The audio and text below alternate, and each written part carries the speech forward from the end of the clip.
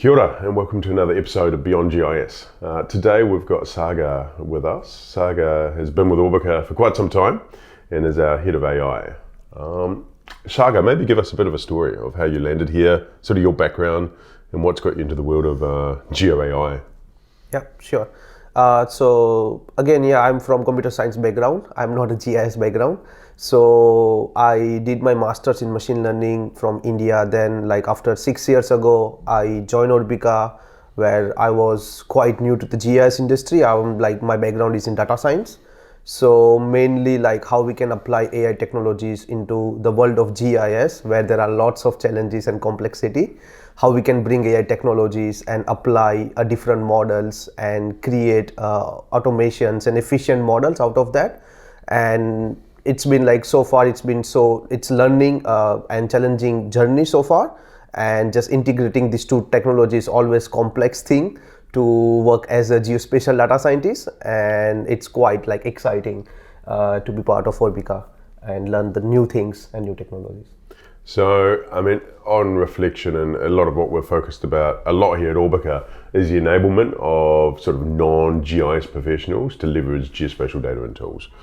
So obviously AI is the buzz these days, and it's a great way to leverage and find insights and data in a general sense. As a pure data scientist that was new to the world of geospatial before you joined Orbica, what are some of those challenges, right? Particularly if you're thinking about how the work we've learned and what we're building here at Orbica helps empower many other data scientists in the world with geospatial.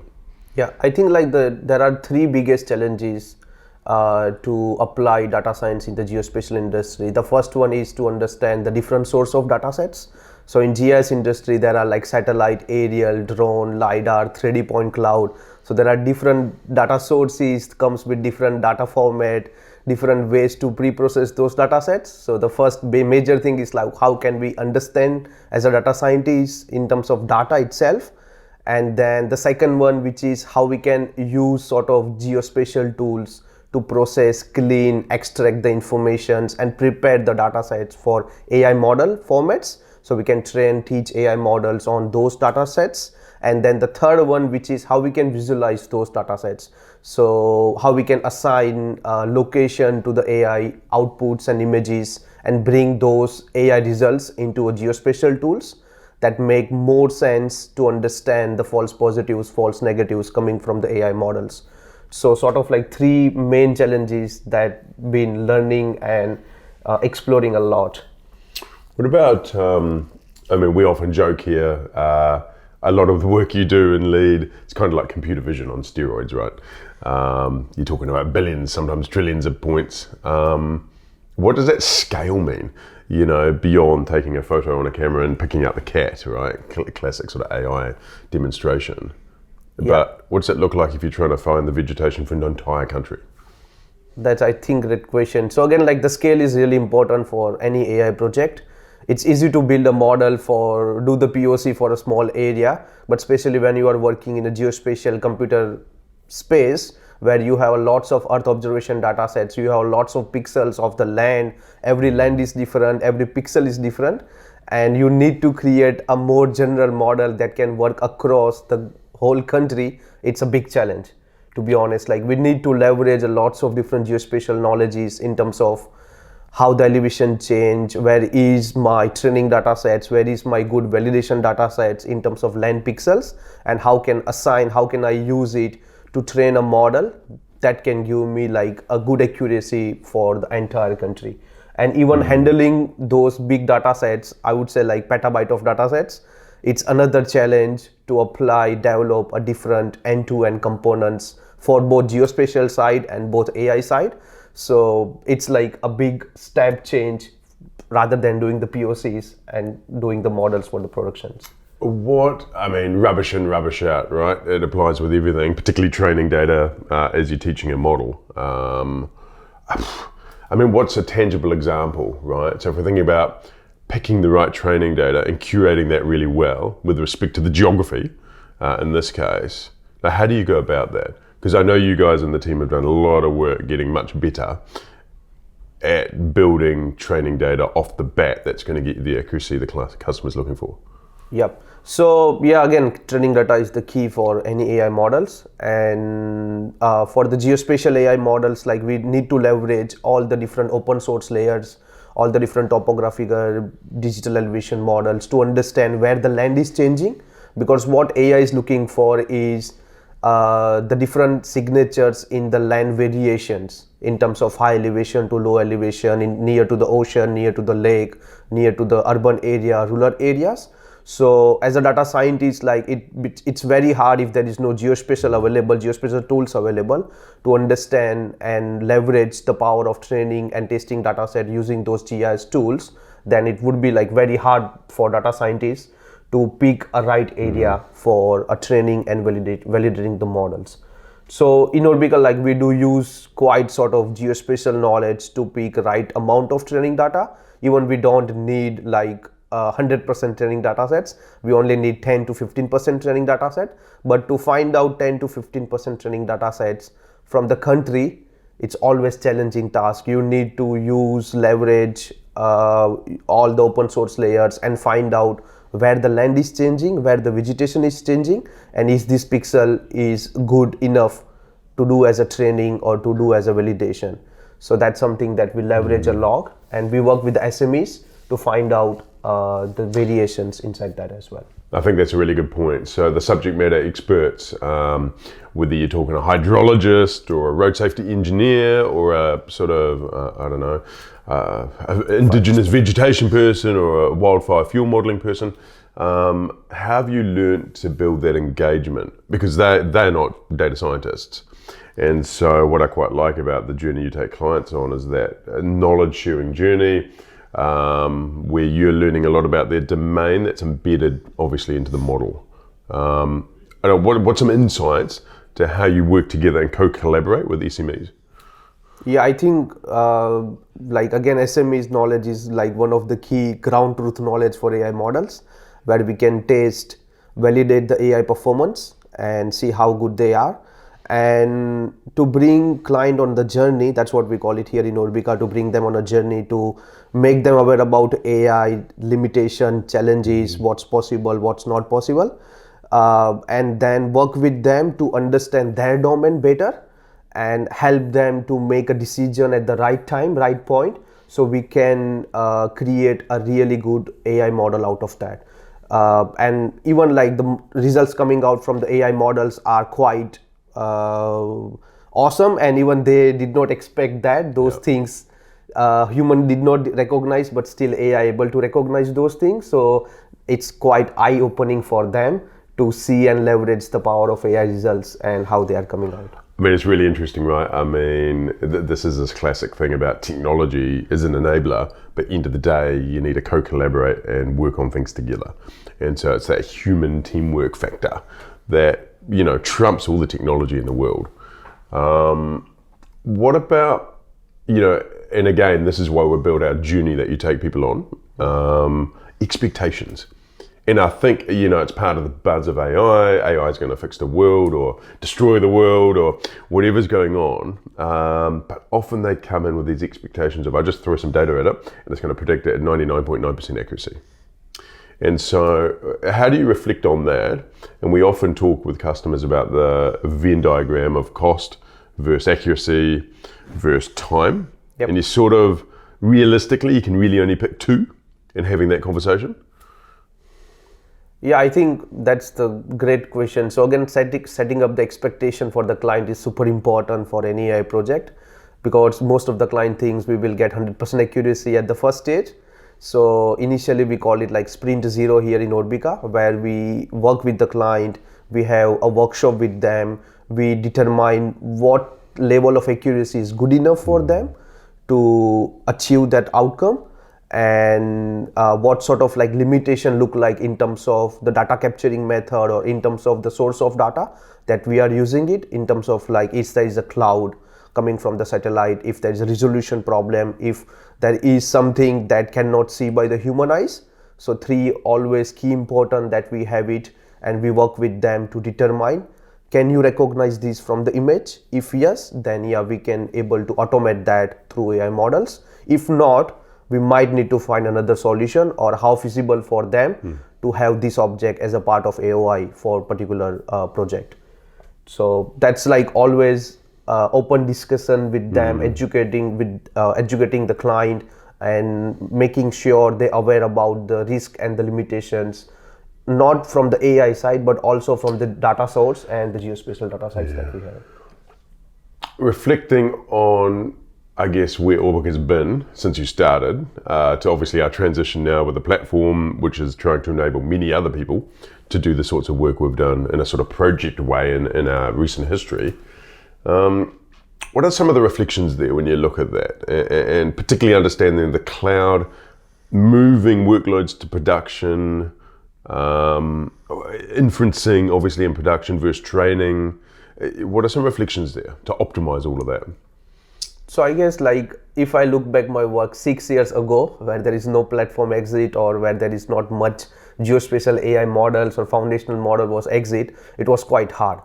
And like, I need to spend lots of time to process, clean the geospatial data sets on my local computer, and then able to use the AI models to train it, and then visualize the results back into the local computer. And if the results are too big, the computer or the geospatial tool will crash it straight away. So there is no way to understand where is my false positive, false negatives are, because I cannot load it into any GIS softwares.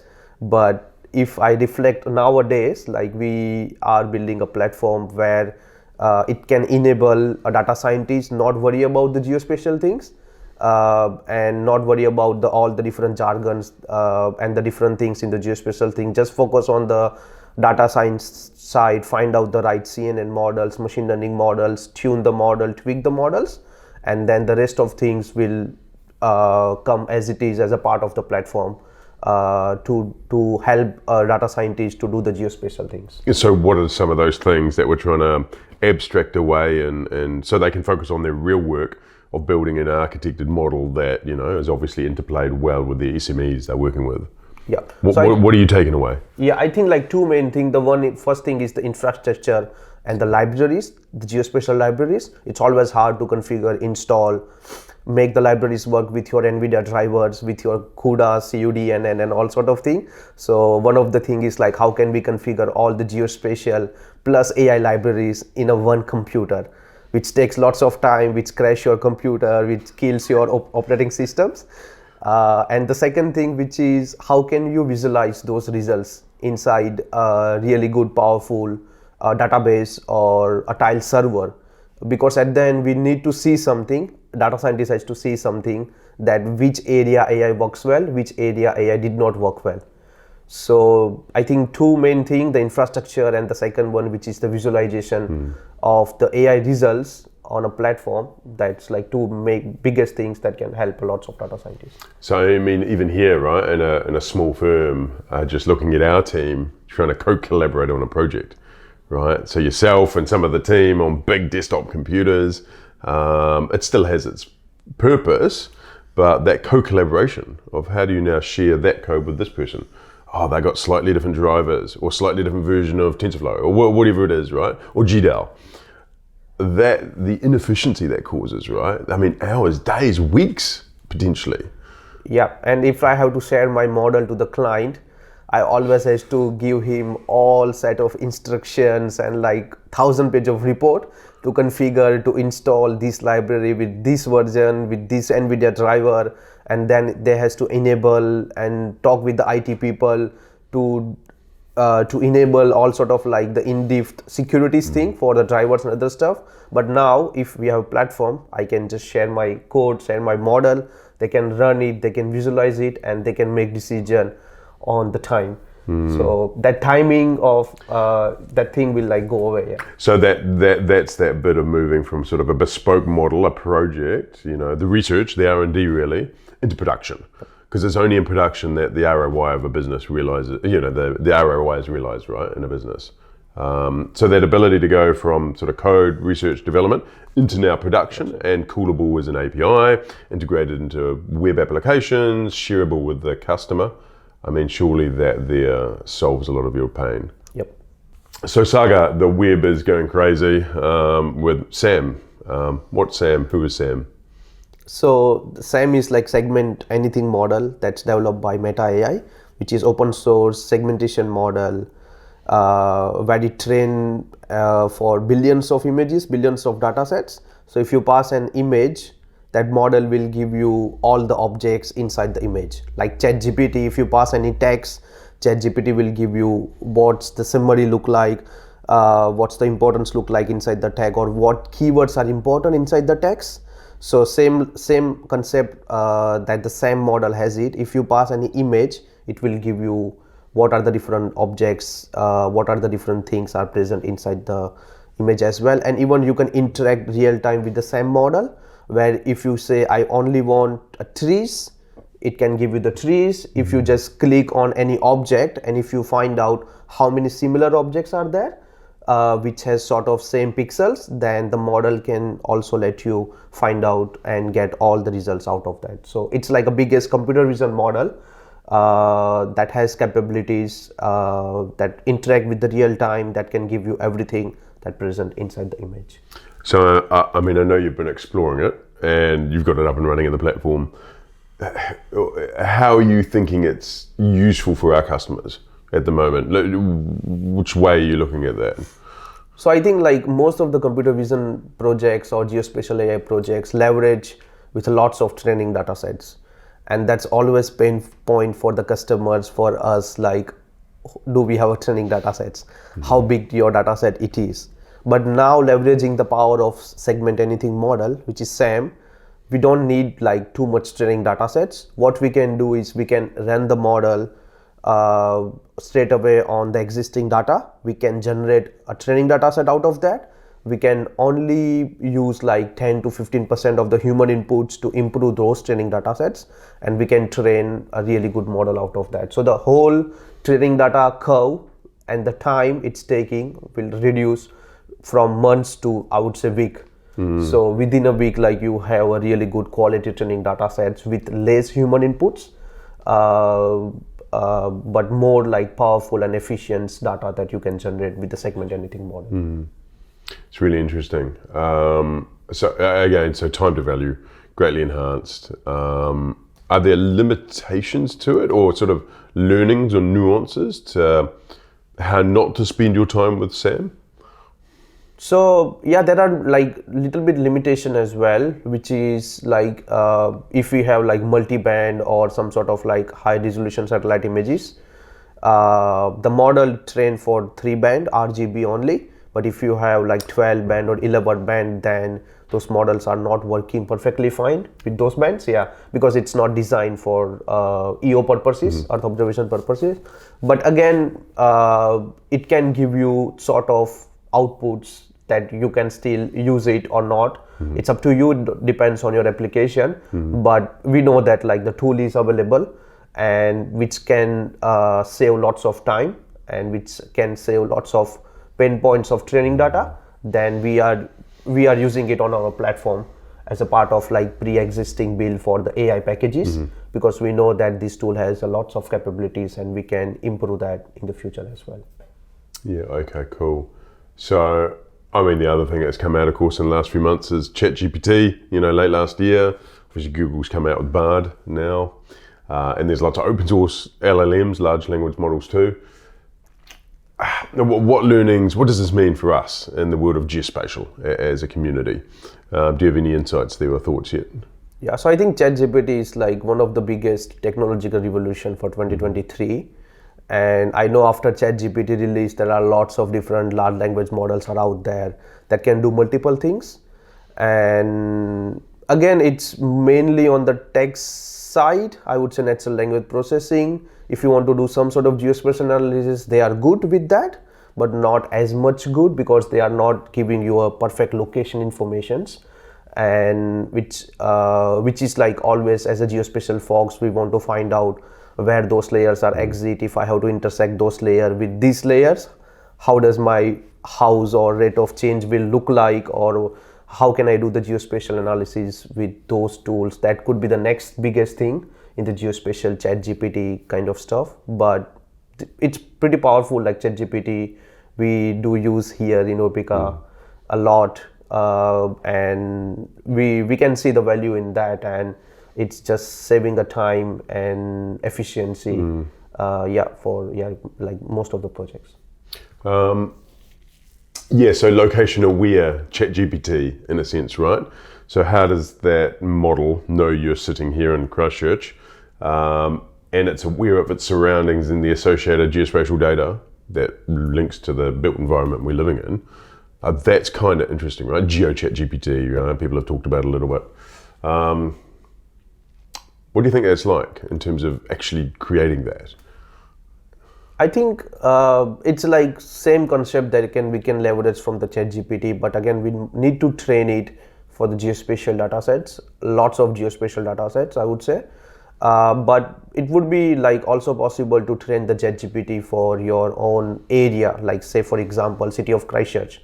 So where are my open layers look like, where are my imageries look like, where are my database look like, and if someone wants to integrate, query, find out the good value based on like the rates, what are my rates look like in next 6 months, or based on these sort of conditions, then that would be like really helpful for the users to still use the power of ChatGPT plus geospatial and then combine together and have a really good outcome out of that make more sense in terms of locations and in terms of like the different things.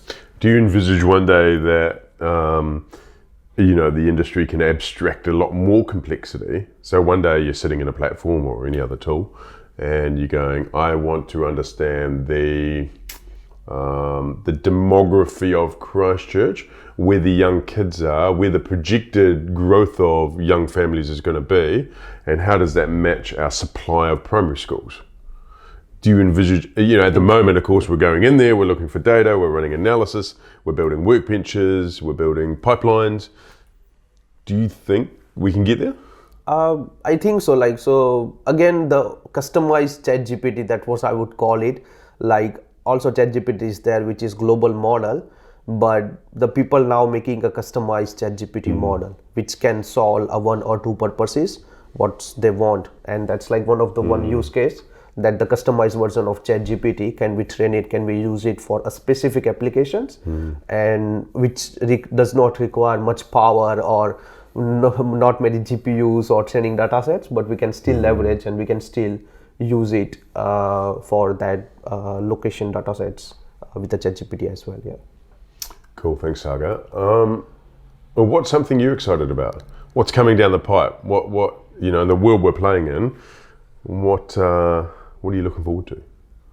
So I guess it's like 2023 is like biggest AI world. That's I've been like looking for all the ChatGPT models, then now segment anything model coming out after a month straight after ChatGPT. So I think the world is moving more in sort of like transparent, accurate, less bias, more efficient AI models where they can leverage lots of different work and tasks, which can reduce the human like not doing sort of the work that human like to do, and which can like improve the relationship or trust power between AI and humans. We still need humans, it's not replacing the humans at all, but what I can see is like in next 1 to 2 years, more ChatGPT, more SAM kind of model will come out. They can do a very specific use cases. Not again, the global model won't give you 90% accuracy for your specific task that you want to do it. It's require lots of effort to create a big global model. But if you want to create a very customized specific model, it's still possible. You can achieve, it can learn by itself. You can still utilize all the architecture that ChatGPT is using it and train your own model on top of that. But mainly on the geospatial ChatGPT side and location ChatGPT side, that's the biggest thing will be, that's what I can see might be like the game changer for different people. Yeah. Another question I'm always interested in is spatial resolution and how we architect models to be more aware or more general to the types of spatial resolution being ingested into a model, right? So whether it's you're trying to find trees with 5 centimeter RGB rural imagery or 50 centimeter commercial grade satellite imagery, how do you make these models work well at all those scales? So I guess the resolution is like always a key important for training the machine learning model. Like better the resolution, better the accuracy we will get. And it's like always like working with the model architecture and like understanding what sort of like the minimum resolution and the maximum resolution look like. And if the client is interested to detect a tree which is like 40 centimeter wide, then we know that like the minimum resolution that we need, which is in between like 7.5 centimeter to 50 centimeter. And then based on that, like we can train, tweak, create a very robust AI model that can work with any resolution. And nowadays, like lots of different algorithms and libraries are out there who can able to understand and downsample, upsample your pixels, and then can still give you the good results. Again, we know that like higher resolution, higher accuracy. But yeah, again, like it's always depends on the object that you're trying to identify and what sort of your use case look like at the end. So it always comes back to the problem you're trying to solve, right? And setting those expectations up front. Hey, this is lower resolution imagery, but actually we can source it. It's openly available, maybe from ESA or NASA, for instance. It's coarser, but we can get it every 6 days. Yeah. And because it's coarser, it also runs in an hour for the whole country, for instance. Right. So it's all these trade-offs, but it's having those open conversations, right? Yep. So what's enough for the client? What sort of objects? How big? How small? They want to detect it. And if like the accuracy requirement is 80 to 90%, then there are lots of different open source images are available that we can straightly use and leverage the power of open source imagery rather than like using the commercial and the high spec images coming from the satellites. And even nowadays the SAR is available, so which is like no cloud. We can have like really good accurate outputs from the SAR, and the people are applying AI models on the different SAR band as well to understand the deforestation, vegetation, irrigation lands, tree health, and all sort of things. So there are lots of numerous applications with the AI, with the SAR data sets as well. And I can see there are lots of different like benefits by utilizing the SAR, and we don't need to worry about the cloud and the time of the day and the image angle and the resolution and all, which brings data scientists more excited about applying AI models into the various sort of different data sources. And each data source come with their own limitations, challenges, and how to create the pipe out of that, which is always like bring data science excitement to apply some sort of meaningful models on the Earth observation data sets. Hey, cool. And we're going to wrap up. Thanks heaps, Sagar. It's been really insightful. Thanks for all your efforts around here too for the last 6 years. And we'll see you at the next Beyond GIS podcast. Thanks very much for attending.